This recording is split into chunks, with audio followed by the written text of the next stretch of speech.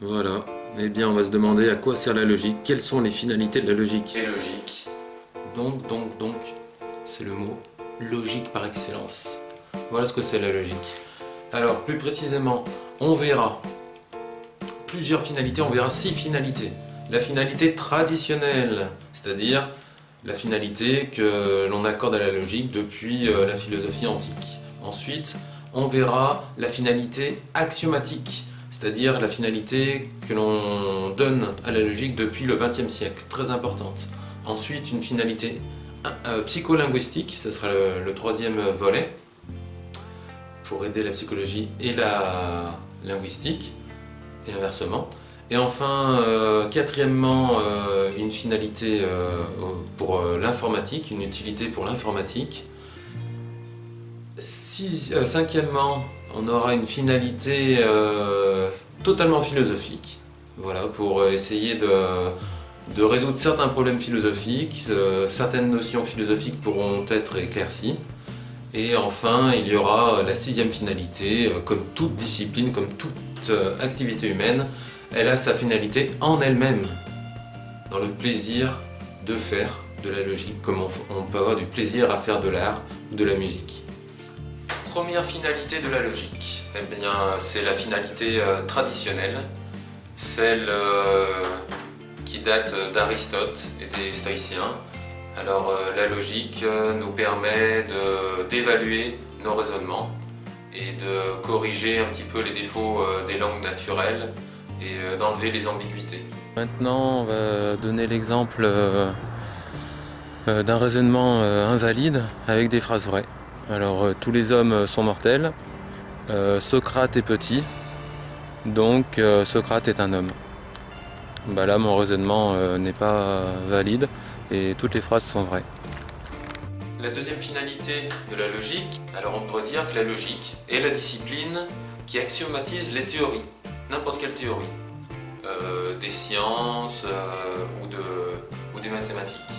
Donc on va réduire une théorie quelconque à un petit nombre d'axiomes et aussi à quelques règles de déduction, et à partir de ça on pourra retrouver la théorie dans sa totalité.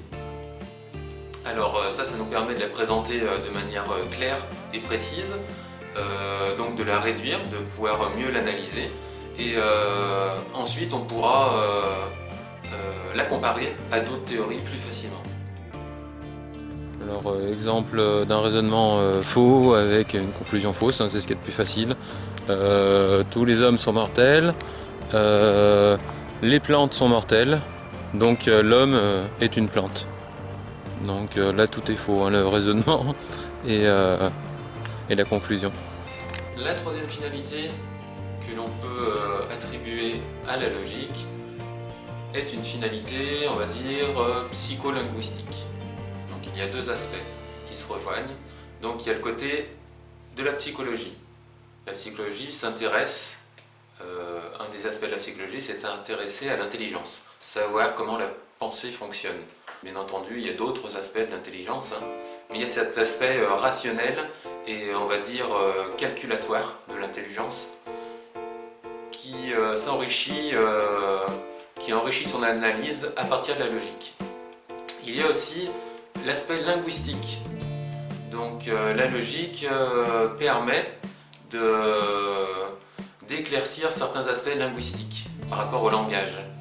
Le but de la logique, c'est de faire un langage univoque, sans ambiguïté.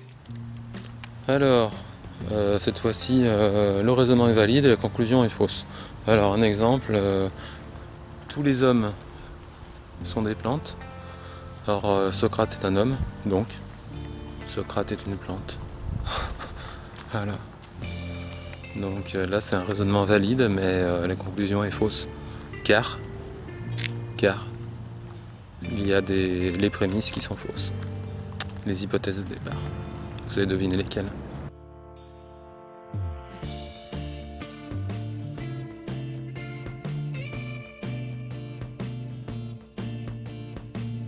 La quatrième finalité que l'on peut distinguer est très importante puisqu'elle est liée à l'informatique. On peut résoudre des problèmes de logique grâce à l'informatique et bien entendu, vous savez que l'informatique serait impossible s'ils n'utilisaient pas la déduction, c'est-à-dire l'axiomatisation. La cinquième finalité que l'on peut distinguer, que Jean-Pierre Génisti a distingué dans ses cours, c'est la finalité philosophique. La philosophie s'intéresse depuis longtemps aux notions de vérité, de preuve, d'objectivité. Eh bien, la logique, dans ses recherches, elle a permis de préciser ces notions et d'apporter des réponses à des questions que les philosophes se posaient depuis des siècles. Et bien entendu, une fois qu'on apporte une réponse, de nouveaux problèmes sont apparus. Et oui, en logique, il existe une théorie de la preuve. Alors on va commencer par un exemple d'un raisonnement valide avec une conclusion vraie.